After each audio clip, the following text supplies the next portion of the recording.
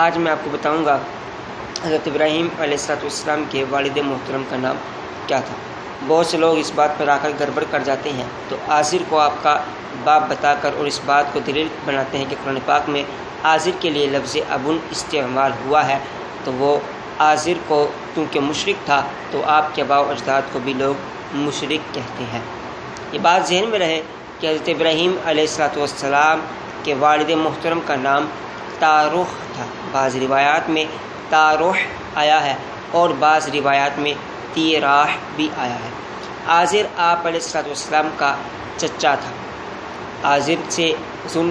حضرت ابراہیم علیہ السلام نے کی پرورش اس لیے کی گئی کہ حضرت ابراہیم علیہ السلام کے والد محترم کا انتقال آپ کی پیدائش سے پہلے ہی ہو چکا تھا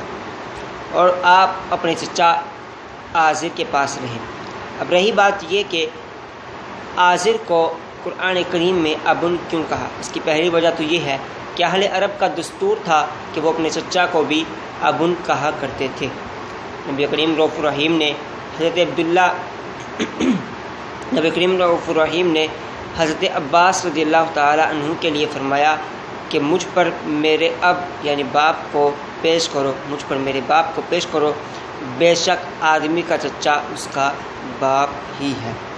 امام جلال الدین سیوطی رحمۃ اللہ تعالی علیہ تنزیل کے حوالے سے یہ دلیل بھی لکھی ہے، قرآن مجید میں ہے ام کنتم شہداء اذ حضر یعقوب الموت اذ قال لبنیہ ما تعبدون من بعدی قالوا نعبد الہک و الہ آبائک ابراہیم و اسماعیل و اسحاق، بلکہ تم میں کہ خود موجود تھے جب یعقوب کو موت آئی، جب کہ اس نے اپنے بیٹوں سے فرمایا میرے بعد کس کو پوجو گے؟ تو بولے ہم پوجیں گے اسے جو خدا ہے آپ کا اور آپ کے آبا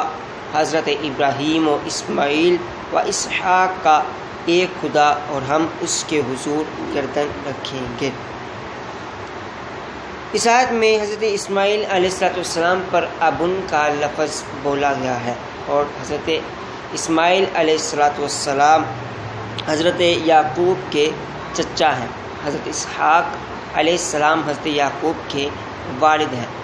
تو یہاں پر قرآن کریم میں ابن کا لفظ اسماعیل علیہ السلام کے لیے بھی استعمال ہوا جو کہ یعقوب علیہ السلام کے چچا ہیں۔ اسی طرح بعض مختلف روایات میں بھی اور عرب کے دستور کے کو ملحوظ خاطر رکھتے ہوئے بھی قرآن کریم میں اللہ تعالیٰ، کیونکہ قرآن کریم عربوں کے دستور پر نازل ہوا، تو نبی کریم رؤوف الرحیم کو جب یہ آیت کریمہ اتاری گئی اور آپ نے جب بیان کیا تو اس وقت رب تعالیٰ عز و جل نے آزر کے لیے لفظ ابن کا استعمال کیا۔